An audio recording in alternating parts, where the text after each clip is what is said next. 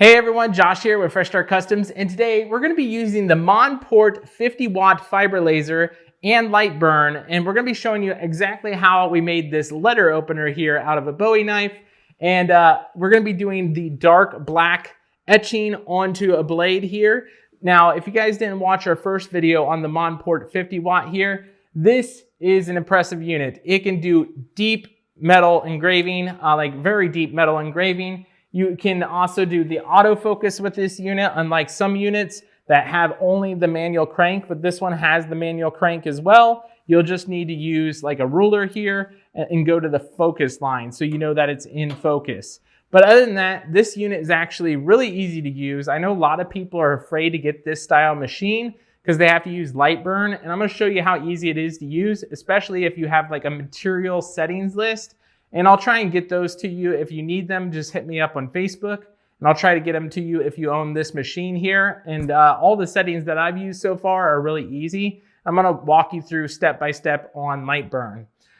So with that said, the other thing that you need to know about fiber lasers is you can also do like 3D etching into metal as well. That deep etching for like a 3D cast for coins. You've probably seen that as well. And it is also a galvo laser system, which means that there's a lens in there or a mirror that'll shimmer back and forth and do a super fast engraving depending on what you're engraving. This one took a little bit longer because we wanted that real dark black look. It goes over in 2 different passes, and you'll see that in just a second. With that said, let's go ahead and jump over to Lightburn, and I'll show you how I made this. All right, you guys, so first you want to download Lightburn. You can do a free trial, it's 30 days, or you can buy a version of Lightburn that you want. Just make sure you get one that's compatible with the fiber galvo style lasers. And I have full faith that you can download that and find that on your own on the internet. It's just typing in Lightburn free download online, and then you install it like you do any other program. When you first open it, you're going to be presented with a screen that looks like this, but there will be another screen on top. And what that looks like is this right here, which is the Manage Device tab. It's going to ask you to add your very first device. It'll say like no machine right here. And then you can import the Lightburn file that comes in the USB. You'll just click Import, and then you'll select your USB folder, which is this here. I drug it to my desktop. And you can click Lightburn right here. So when you click on this, it'll automatically detect and add it to Lightburn. I'm going to hit cancel because I already have mine added. And it'll ask you to name your machine. There'll be a pop-up in the center. It'll say name your machine. And you can type in GT50 if you bought one of these machines from our link down below. And you'll have it all named and it'll be set and good to go. You'll just click OK. In this case, I'm going to just exit out because I already added mine.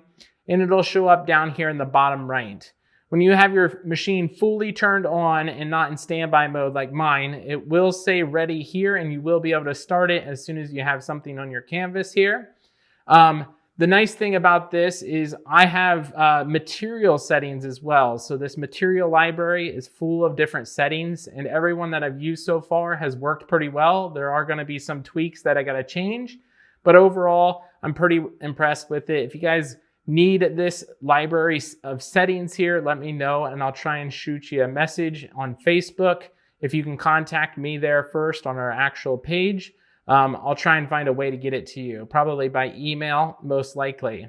But if you don't have the material library section here and you just have laser, what you have to do is you have to right click on this red bar right here. Then you go up to Material Library and check that little checkbox. You will then get this material library, and you'll be able to upload a library over here. And once you have one uploaded, you can unload it or rename it. You can do whatever you want with it. But this is the one that they gave me. It's named Aurora Lightburn, and it still works for this machine. So it turned out great. With that said, if you don't want to use the material library and you want your own settings, you can do a test array with this button after you add like a square to your chart here.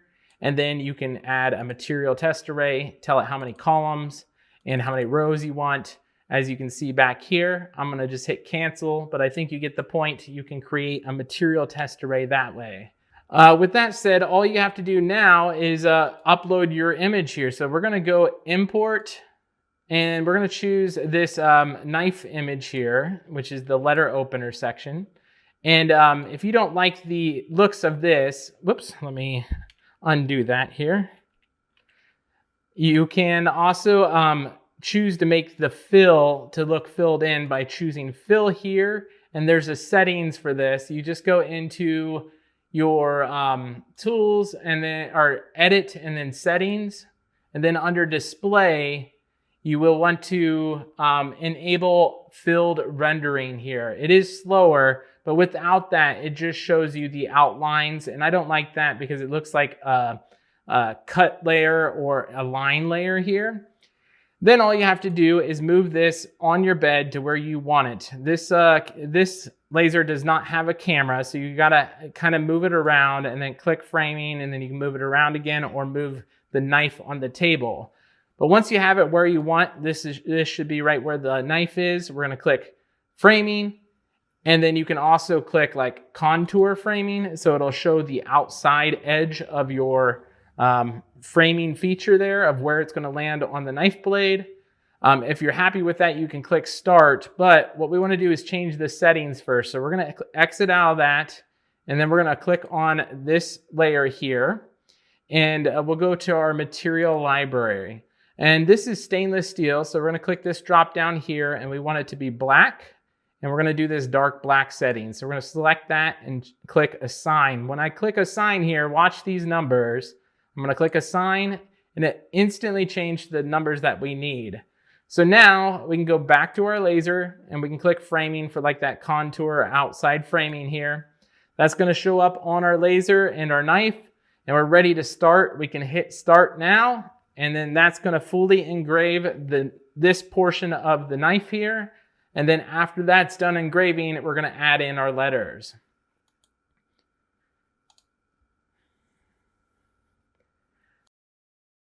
Now that that's done engraving, we're going to add in our letters. We're just going to click over here, and we're going to type for bills and bad news.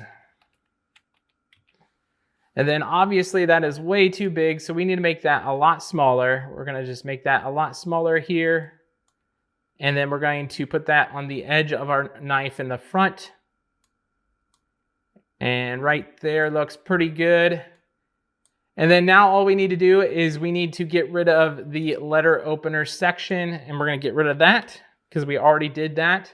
And we're going to frame this out one more time, and you can see where that lands on the knife as well. And then we're going to start this as well. And as you can see, it did remember all of the settings that we used before. And then we're going to let this engrave.